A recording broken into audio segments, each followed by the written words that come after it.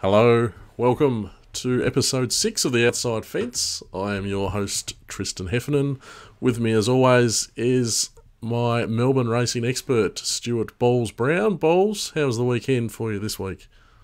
It wasn't too bad. It was a winning weekend on the punt, and I was out and about and had a few beers. So I was a little bit worse for wear yesterday, but we've got through to Monday and it's all good now. You fronted up and done the show despite not the best preparation. Talking about out for a few beers, how about these rules these days when you go out for a few beers? You can sit in your chair and have a drink. As soon as you stand up, they come from everywhere. I was like, no, sit down before you have a drink. I don't know who comes up with these rules, and I know there's reasons for them, but it didn't make much sense to me. Did that affect your punting much, being out on the beers, Bowles, or...? Not a huge amount. I obviously did plenty of work before going out, so I pretty much knew who I was going to be backing already, and I probably didn't have as many bets as I probably usually would, so left a few races alone, but it was a good day in the end, so no damage done being away from the office, so to speak. Beautiful. That sort of ties me into our next point, which we're going to talk about the track. Now, this Caulfield track, when you're not home in front of the laptop, you really don't want track bias because that's going to throw you totally out of whack. Luckily for you, Caulfield played really well on the weekend. It did. As always, going into the meeting, I'm a little bit wary about it being on pace, but pretty much from race one, as soon as that was run, you could tell that it was horses could at least make ground. It seemed pretty fair, and it played that way. It was, if the track could play like that every week, I'm sure everyone involved would be very happy. As I said, the winner of the first race came down the outside, and there were a couple of other winners like that through the day, and the winner of the last race was hard up against the inside fence as well. So, you could win from anywhere. It was a fair deck for everyone. Beautiful. Always good to see. Unless you're a punter who tries to take advantage of bias like me, it's pretty hard to find a winner if you don't have that little advantage. But for someone who does the form very strongly like you, Balls, I'm sure it was a beautiful deck to play on. We're going to look at 3 races today. We're going to look at the Bletchingly Stakes and then a couple of the minor races on the program. First up in the Bletchingly, this was won by a very well-backed favourite in Viridine, who we spoke about a couple of weeks ago on the show when he ran second in the John Monash behind Jungle Edge. Now, the tip around for Viridine that it was going to improve getting onto the firmer surface. But before it came to Melbourne, it actually won on heavy ground 2 starts ago back in Sydney. So is this a bit of an example of digging a little bit deeper into the form rather than just reading, oh yeah, won on a heavy track. The heavy was no problem for it last time? Yeah, it probably is. It's obviously a horse that can handle the heavy track. Obviously, you say it won in Sydney on 1 and then ran well in the Monash. However, its best performances have been on drier tracks. So that was obviously where the improvement was going to come. And obviously, as opposed to his main rival from 2 weeks ago, Jungle Edge, which we all know is a superior wet tracker. Yeah, all right. Let's pull up the replay now of the Bletchingly Stakes, and we'll get you to talk us through it, boss. Yep, so here they are at the start. Obviously jumped out. Viridine, the winner, is in the Godolphin blue colours, and Jungle Edge is the horse in the black colours outside the lead at the moment. So they're a couple of horses to keep an eye on. The other horse probably to keep an eye on is Streets of Avalon, who's probably the class horse of the race. He was first up on Saturday. He's just behind the leaders there in about 3rd position with the brown and the white sleeves, getting a nice run there. He was actually quite heavily backed into this race, Streets of Avalon, as I mentioned, being the class horse. Now, he generally takes a run and is better at 1400, but he ran very well here, and that all bodes well for his preparation through the spring, because I'm sure he does have improvement in him. And this was a nice pipe opener for him. But as you say, they come to the turn here, and Damien Oliver on Viridine's angling there for an inside run. It gets quite tight here with Great again sort of hanging in a little bit. But Oliver manages to squeeze his way through. And as soon as he got through here, it was pretty much the race over. Streets of Avalon sort of came after it a little bit, but it was never in doubt too much. And he went on for a pretty cosy win in the end. Yeah, now what you say there is pretty interesting with Streets of Avalon, because if you're a 1400 metre horse, there's no better time to be racing than in Victoria in the spring, because there's a ton of 1400 metre features, especially at Caulfield, which is a course that he likes. So a really nice return from Streets of Avalon. Great again. We don't know a whole lot about this horse, a former West Australian. What did you make of his run? Yeah, well, he's another horse who his best form is on wet ground. So with obviously the good track there on Saturday, I didn't have high expectations of him, but he's run really well to finish close up there. And so he's obviously a horse, if we do, obviously the tracks might start to dry out a little bit now as we get closer to spring, but if the wet tracks do hang around, he's definitely a horse to sort of keep it front of mind for those sort of open class 1200 metre races. He's run well at Flemington as well. He won a straight six race down the straight earlier in the prep. So, yeah, if he went back to Flemington and found a wet track or even found a wet Caulfield, then he's obviously a horse you can follow. Okay, now there's a pretty lightly raced horse in this race called She Shall Fly, who has gone pretty well there racing out of its grades. What did you think of their run? Yeah, I thought it went excellent. As you said, it was racing well out of its grade as a sort of a 3-year-old filly who was coming off a win in midweek company at Sandown. Now, this horse was previously trained by Tony McAvoy. It's recently been moved to the Kevin Corsten stable. Kevin Corsten's probably isn't a household name for a lot of people, but his stable's actually going very well at the moment. He's probably a trainer to keep an eye on. As I said, this horse won at the midweeks at Sandown last start. And on this occasion, she settled well back, as is her racing pattern, but flashed home in the second fastest last 200 of the meeting, which is an excellent performance. And as I mentioned, she's eligible for much easier races. So if you can see her in the coming weeks dropping back in class, she's definitely a horse that you can follow. Excellent. She obviously had the nice weight pull there, being the 3-year-old filly. Now, I saw another horse in the nominations. Was it Express Pass, another 3-year-old? Yeah, Express Pass, yeah, it was in the nominations, yeah. How do you think he would have measured up in this race? It seemed like it was there for the taking for a 3-year-old at weight for age to me. I would mark him a significantly better horse than She Shall Fly based on their exposed form. He raced in a lot of the better 3-year-old races through the spring and didn't disgrace himself. And he, from memory, does have a good record fresh as well. So he would have been up to this race in his eyeballs, I would have thought. Okay, there's one more horse we've got to talk about in this race, and that's Jungle Edge, who obviously won impressively enough in the Monash on his preferred heavy ground. Comes here on a good 4 track. He's SP at $11. Let's get fair dinkum here. Should this horse have been 50 to 1? You could definitely make a case that he probably should have. He's now had, 27 starts on good tracks and still yet to win. As I was just thinking to myself, there's probably not really a price it could have got to that I would have thought to myself, now it's worth a bet, which means like you can market sort of very long odds. It's sort of, I suppose, a horse that you can look at and treat it very simply. If it races on a good track, just put the pen straight through it. If it sort of finds a significant soft track or a heavy track, then obviously it comes right into play. As you mentioned, yeah, it did SP $11, which I suppose after looking back after the race now does seem very short considering how it performed, and then also what we knew pre-race. Yeah, so some of the smarties, it was matched as low as $6.20 on Betfair.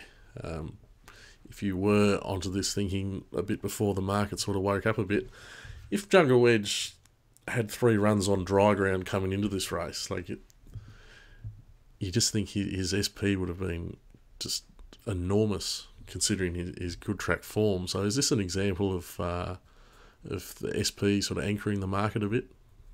It possibly is. As mentioned, he did start, was around $2.50, 6 to 4 last start as his SP. So it's probably hard for him to get right out of the market because he's obviously racing in similar class, similar sort of horses he's up against. And he's coming off that SP anchor that he's got. So I suppose that was sort of weighing him down from getting right out in the market. Okay, I wasn't I wasn't sharp enough to wake up to all this on the weekends. This is a bit of after timing, but it's a takeaway. It's a lesson to be learned that it's a totally different kettle of fish once they go from the heavy tracks to the good tracks. We're going to move now to a race called the Ned's Price Boost Handicap, the time honoured. This was won by a horse called Morrissy, who also featured on our show a couple of weeks ago. In rather inglorious circumstances when he was ridden back in the field. Totally different situation here though, Balls. Straight at the front. Yeah, well, as you mentioned, there was plenty of interest from personally going into this race, given Morrissy met a similar field 2 weeks ago, and many expected him to either lead or sit outside the leader, and he was snagged back to near last. Now, on this occasion on Saturday, the stable went to the stewards a few hours before the race and indicated the horse to be ridden more forward, which I think most people would have expected as the lead was up for grabs in this race. The interesting part was generally when that tactics change comes through for a horse, especially one that's sort of prominent in the market, and a lot of punters love those go-forward horses, generally the horse will firm. However, Morrissy was quite easy in the market and sort of did start in some places north of $4, which was a bit surprising considering most knew he was going to go forward, and he still did run well last start given the circumstances. Definitely. Now, this change of tactics rule does cop a hiding.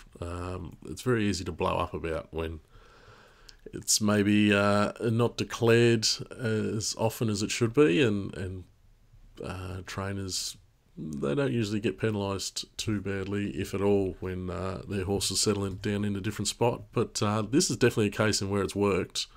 Can you imagine the uproar if this horse went straight at the front after last time without any announcement being made?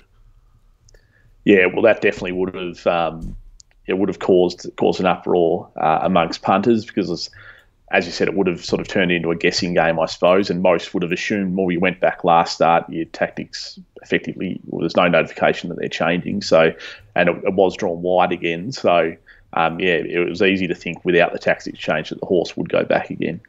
Okay, well, let's pull up the replay here of Morrissy rolling to the lead. Once he got there, it was a very easy watch, wasn't it? He had a pretty easy time in front. Maybe we could look at a couple behind him that we might be able to follow. Yep. So as you mentioned, they have only gone at a steady tempo here, and he's got to cross fairly easily. Morrissy there is in front at the moment with the red cap. Now you'll notice in this race, as I mentioned, the track raced perfectly, and they've only gone to steady tempo here, but it was really a rails-dominated race. Great Duchess, who's behind the leader right now in the red and white stripes, it's run second. And Ruben Blur, it's run third, and Ruben Blur in the green behind it on the fence has run second, and they've all sort of railed up, and then Ruben Blur on the turn has sort of got out wider. Now, a horse that I do want to mention in this race is Rivet Delight. It's in the sort of yellow colours with the red sleeves coming wide now. It's a very interesting horse that was having its first start for Lindsay Smith. It's had a career where it started off in the UK and actually won a Group 1 as a 2-year-old over there, and I'm sure was sold to Hong Kong, which I'm sure was for big money, but for whatever reason things didn't work out in Hong Kong and it didn't really do much over there. So it's now with Lindsay Smith. This was its first run for him. As 1400 is probably short of its best distance, but as you see, it made nice ground there in the straight in its first run for Lindsay Smith, and it's the sort of horse it's probably worth following off that run. It's run the 11th fastest last 200 of the meeting, which is a pretty good effort for a horse, the horse of its calibre, and sort of coming wide on the track in that sort of rails-dominated race. So as I mentioned, it's definitely a horse, if it gets, say, to a mile next start in similar class, on a track that allows a horse to run on, it's definitely one to keep an eye on.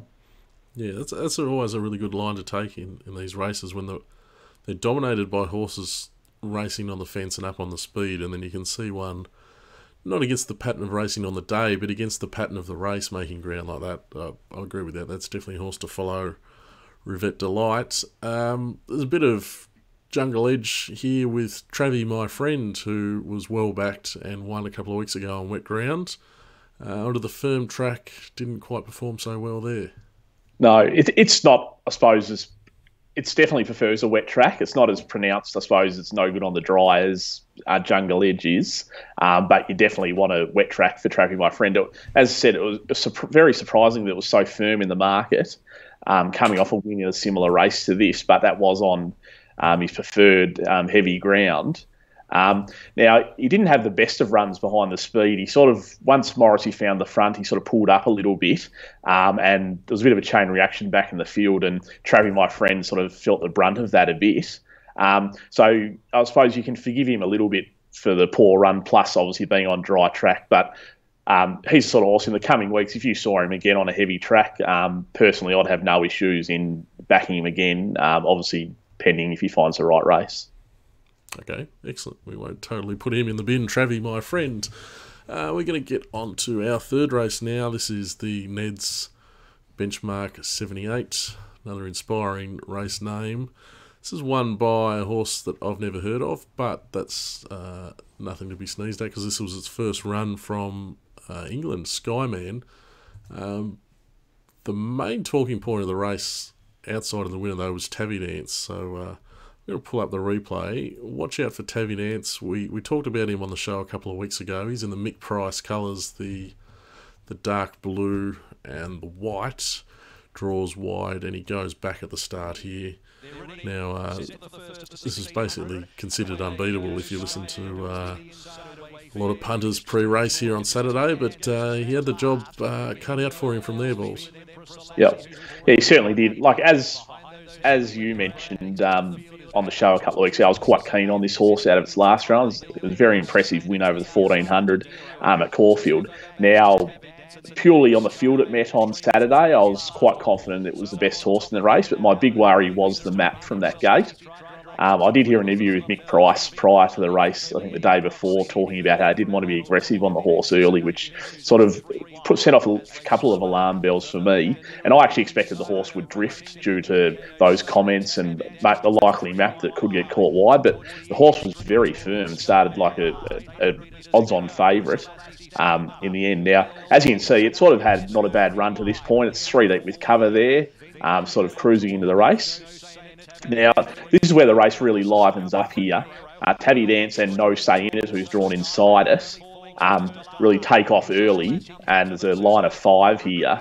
Now, the winner of the race is Skyman in the white cap just behind them. It's getting a lovely drag into the race, and these have possibly gone too early, Tavidance and No Say In It, and pretty much Skyman's had last shot at them and sprinted home there over the top of them in what was a nice win considering first run for Chris Waller, and you would expect improvement there. As you can see with Tavidance there, I want to lay in quite significantly in the straight, which is always a bit of a worry to see with a horse, and it's certainly tied on its run there.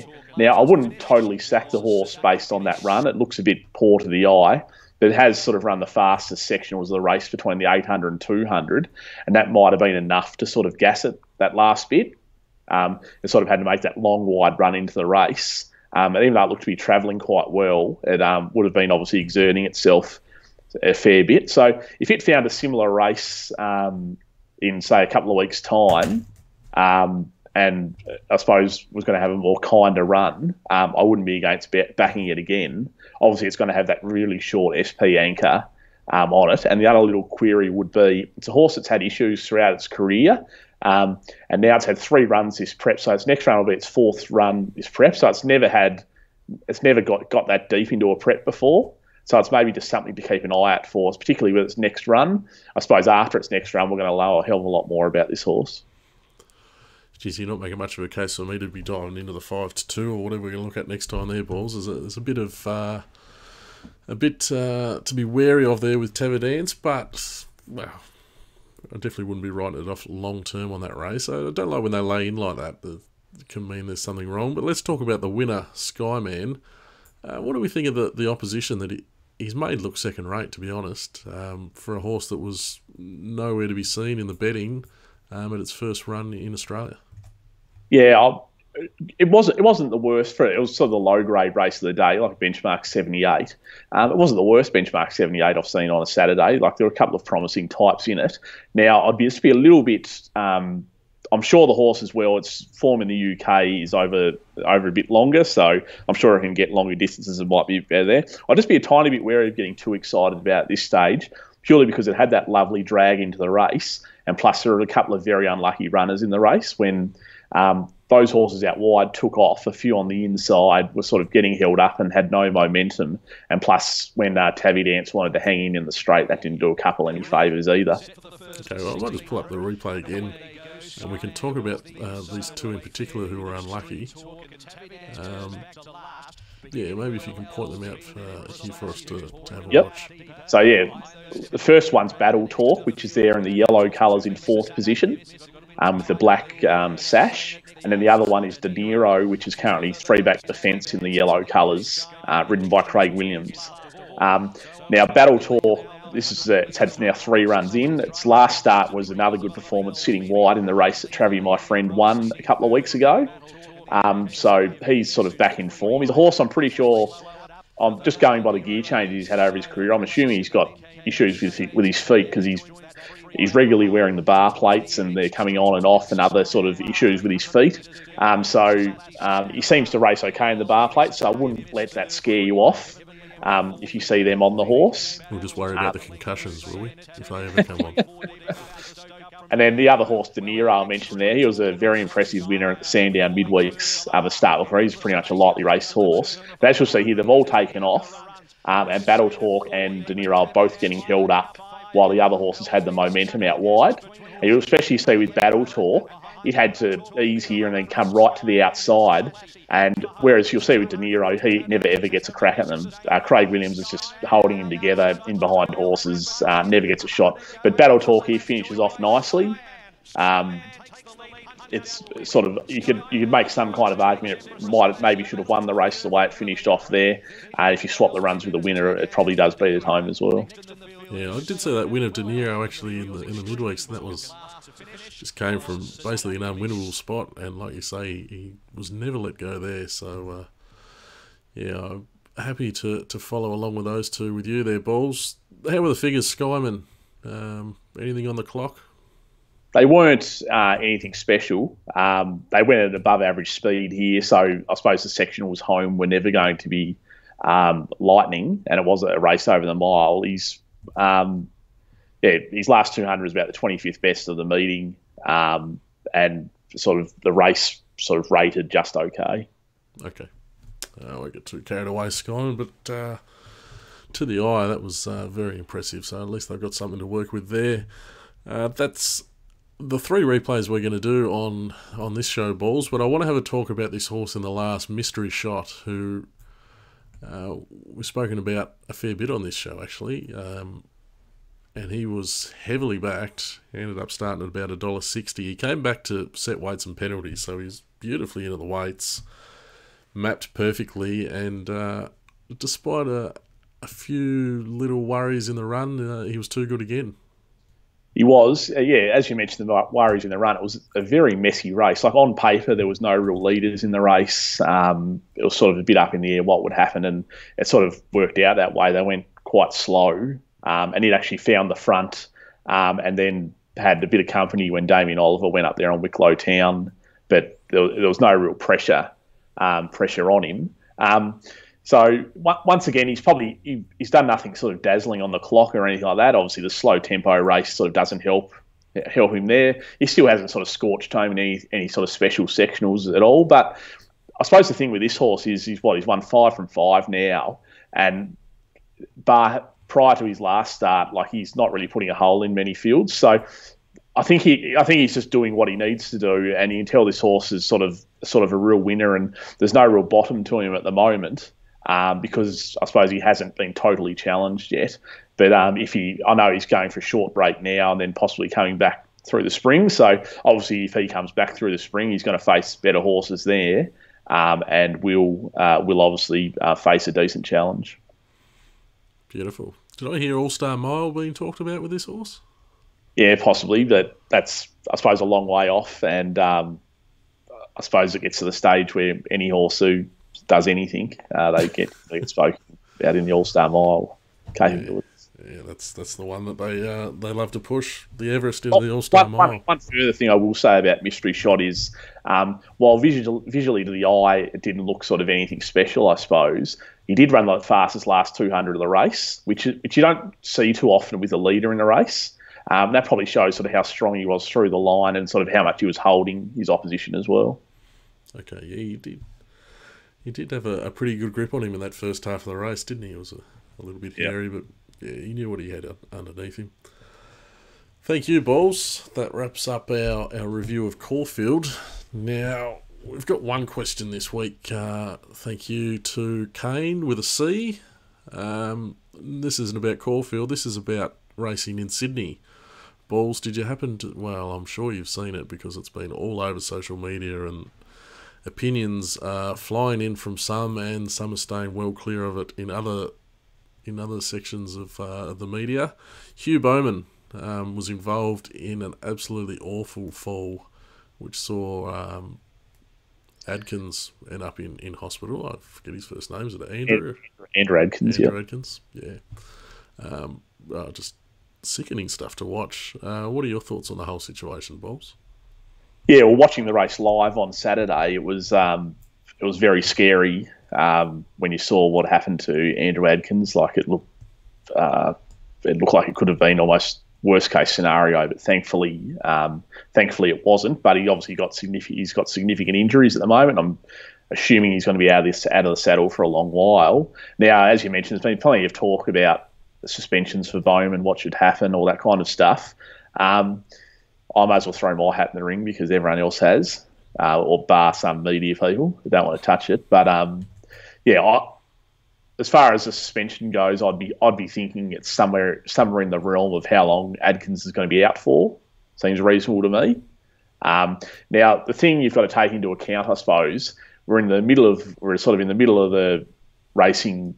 We're in the middle of the year at the moment, sort of, I suppose, the dog days of the racing season through winter. Bowman wouldn't hate a holiday at this stage, even though maybe with COVID you can't really go anywhere. So whether they want to punish him to make sure like he misses some of the spring carnival, so it sort of, I suppose it really hurts him, will be interesting, or they want to give him, I suppose, a bit of a light suspension and just give him a freshen up before spring comes along. Personally, I think he should miss some of the spring carnival. It was clearly dangerous what he did, and obviously the outcome was fairly dire. Yeah, wow. It was, yeah, like you say, it was horrifying to watch. This issue can be discussed without casting any aspersions over Bowman. Like, everyone knows he's a champion rider. He's obviously a draw card for racing, with his connection through Winks or whatever else. But the incident in itself was dangerous, and you are allowed to say, yeah, that was dangerous, you deserve suspension, without all of a sudden hanging shit over the bloke.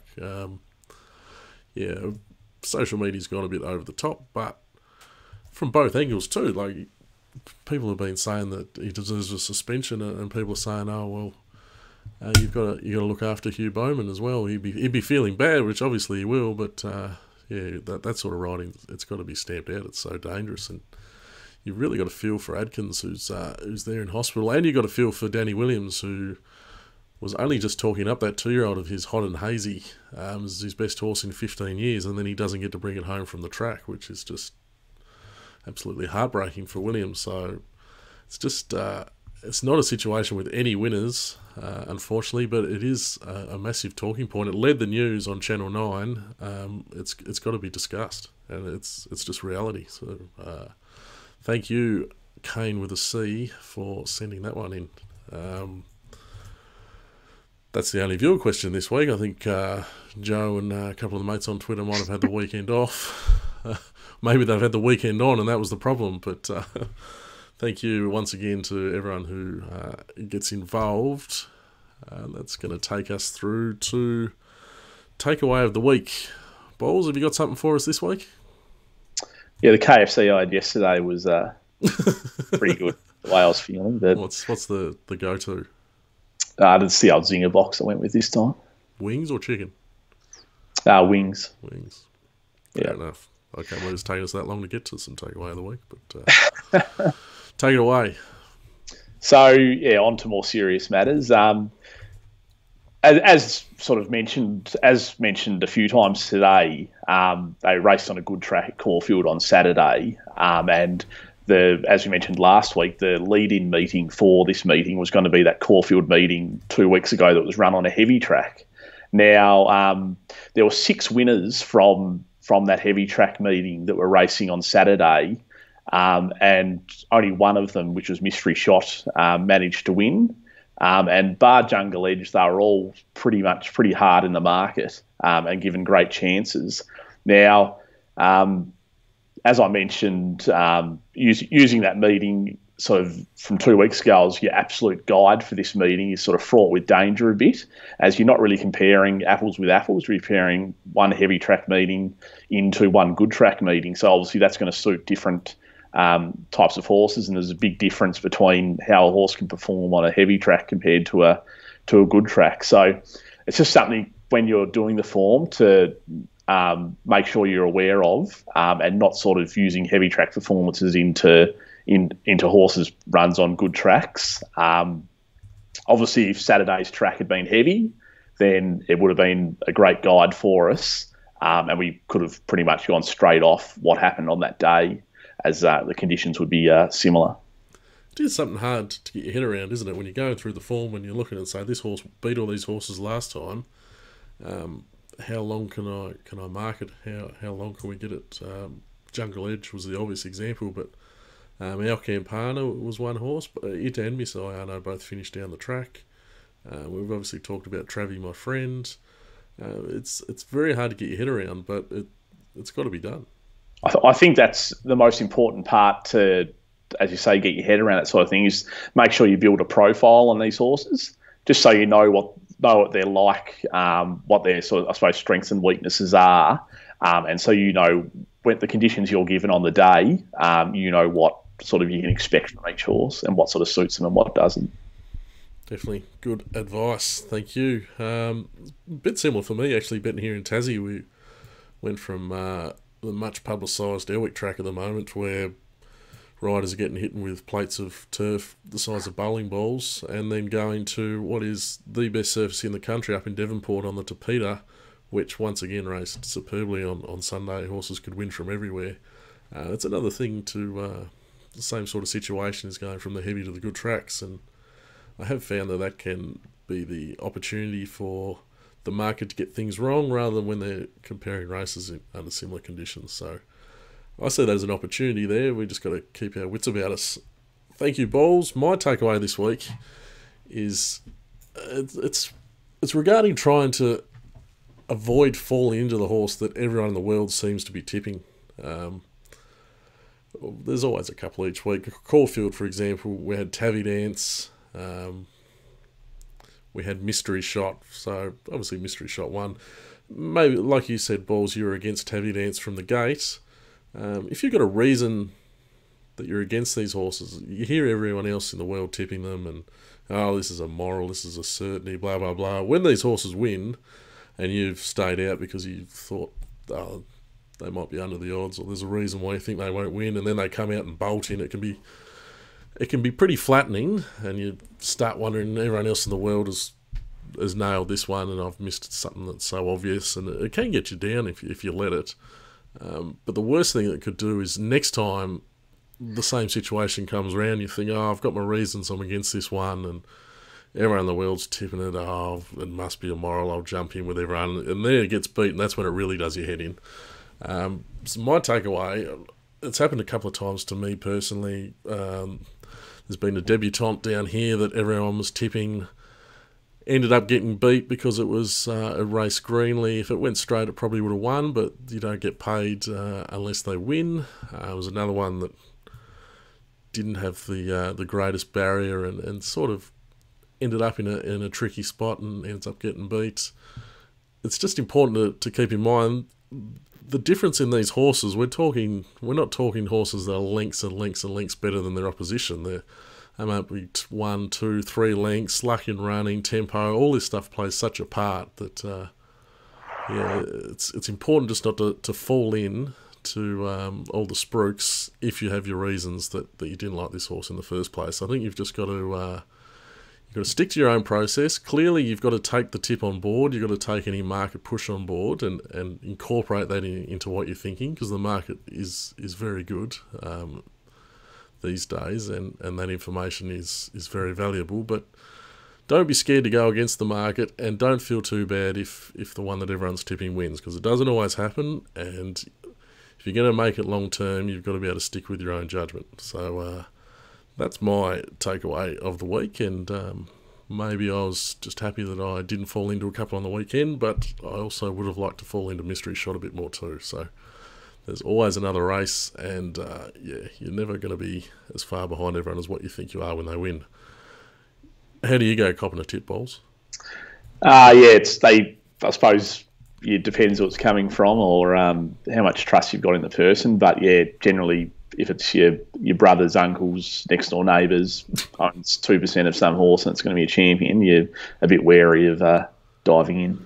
I will give you one bit of advice too. Maybe just shut down Twitter for 10 minutes if these horses win, because that's probably the worst thing you can do is have a read on everyone else winning and you haven't. On the flip side, a little shout out to Nicky Whelan down here, who threw out a tip on Sunday at Devonport, tipped two horses at 40s and 20s in a race at Devonport, and they went head and head and ran 1-2. So there are times you can follow them in. Don't get me wrong about that, but back your own judgment too. Definitely. Anyway, off the soapbox from me, Balls. What have we got coming up this weekend? So we're back to Moonee Valley on Saturday with the rail in the true position. And I've had a quick peek at the weather for the weekend. It looks to be a pretty dry week in Melbourne, so I'm assuming would possibly have a good track. I know the last meeting they had at Moonee Valley, the track was quite heavy, so I'm not sure how it's going to repair from that. But it's just a sort of, I suppose, your regular Saturday meeting. There's no races of significance there. But Moonee Valley rail true. Generally, if it's a dry track, it plays pretty well.